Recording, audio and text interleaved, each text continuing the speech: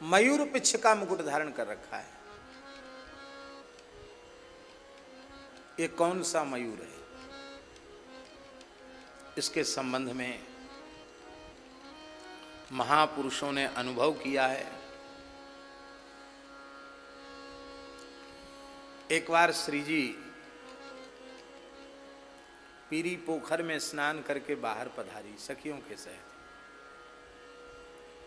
तो जल विहार करके किशोरी जी आई हैं छोटी सी लाली के रूप में।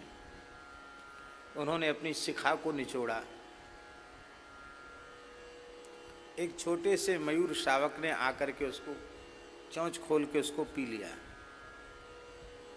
श्री जी ने प्रेम भरी दृष्टि से उसकी ओर देख दिया। अब तो वो पीछे पीछे डोलने लग गया। श्री जी का प्रसाद उसको प्राप्त हो, श्री जी का स्पर्श प्राप्त हो। अब वो बड़ा हो गया, सुंदर पंख निकल आए। तब एक दिन श्री जी को अपने नृत्य से उसने आनंदित किया। तो श्री जी ने उससे कहा कि मेरे प्राण जीवन धन यही नंदगाम में ही विराजते हैं, तुम अपने नृत्य को दिखाकर उन्हें आनंदित करो।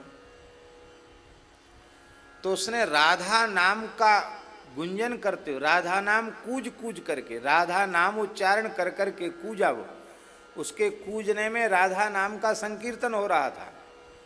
और उसने पंख फुला करके नृत्य किया। नृत्य किया तो यह मयूर कितना विलक्षण है। ये श्री राधा प्रिय मयूर है। श्री राधा रानी का स्पर्श प्राप्त करके धन्य भया हुआ मयूर है। श्री कृष्ण निकट पहुंच गए हैं और उसका आलिंगन किया है श्री कृष्ण ने।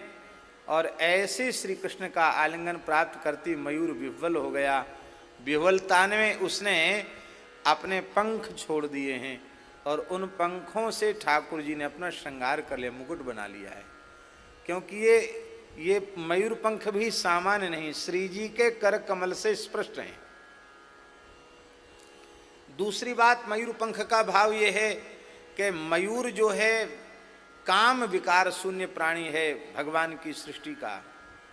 मयूर में काम विकार नहीं होता है। इसका प्रजनन कैसे होता, हमने सुना है कि मयूर जब नृत्य करता है उसके आंसू टपकते हैं आनंद के। उसी समय मयूरी उसके निकट आकर के आंसू अपनी चोंच में भर के पी जाती है। और उस आंसू, जितने आंसू पी जाती है उतने बच्चे उसके पेट में अंडे के रूप में हो जाते हैं। ऐसा हमने सुना। प्रजनन नहीं करता। इस तरह से मयूरों की वंश वृद्धि होती है। आशय कहने का यह है कि भगवान ने मयूर पिच्छ को अपने शीश पर धारण किया है। मानो भगवान कहते हैं, भैया मयूर के समान तुम विकार रहित हो तो जाओ, हम तुम्हें संसार में भटक नहीं देंगे। हम तो अपने सिर पर चढ़ा के रखेंगे, अपने सिर ऊपर तुम रखेंगे।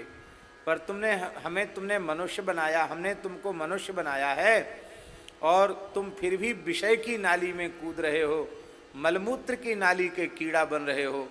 तुम हमारी कृपा को ठुकरा रहे हो। तुम थोड़ा सा भजन करके निर्विकार होकर तो देखो, हम तुम्हें अपने शीश पर चढ़ा लेंगे।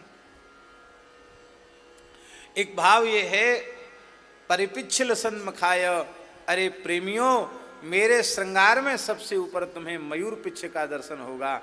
जो विकार शून्य है उसके पिच्छ को, उसके पंख को मैंने अपनी शोभा बनाया है।